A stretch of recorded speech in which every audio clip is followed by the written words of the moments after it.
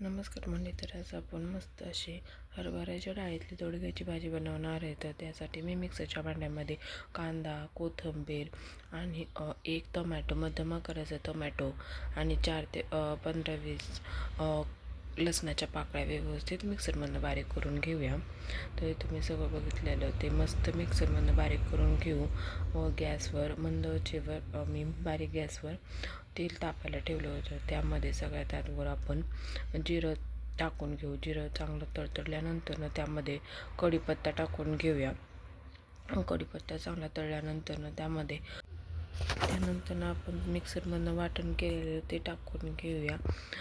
ते टाकल्यानंतर आपण त्यामध्ये कांदा लसूण मसाला, धनिया पावडर आणि हळद टाकून घेणार आहे. तुमच्या आवडीनुसार तुम्ही कांदा लसूण मसाला पण वापरू शकता.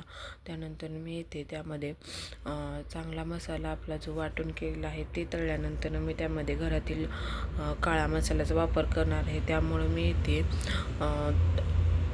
थोडासाच कांदा लसूण मसाला वापरलेला आहे. तुम्ही त्याऐवजी काश्मीरी लाल तिखट पण वापरू शकता. तर मी इथे आता आपल्या घरातील काळा मसाला वापरलेला आहे. त्यानंतर मी इथे लाल तिखट पण टाकलेला आहे, कारण की लाल तिखटाने थोडीशी छान अशी भाजी दिसते. त्यानंतर मीठ टाकून घेतलेलं आहे.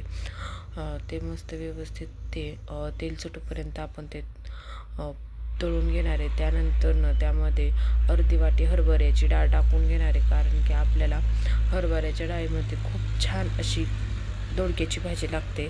तर तुम्ही बघू शकता इथे मी मस्त अशी ते व्यवस्थित मिक्स करून घेत आहे आणि तर खूप छान अशी मसाल्याला तरी सुटलेली आहे. त्यानंतर तुम्ही बघू शकता किती छान असा मसाला चांगला तळला गेलेला आहे. त्यानंतर मी हरभऱ्याची डाळ थोडीशी शिजण्यासाठी त्यामध्ये मी पाणी टाकून घेतलेलं आहे, ते पण मिक्सरच्या भांड्यामधलं. त्यानंतर ते व्यवस्थित मिक्स केल्यानंतर त्यामध्ये आपण दोडके टाकून घेणार आहे.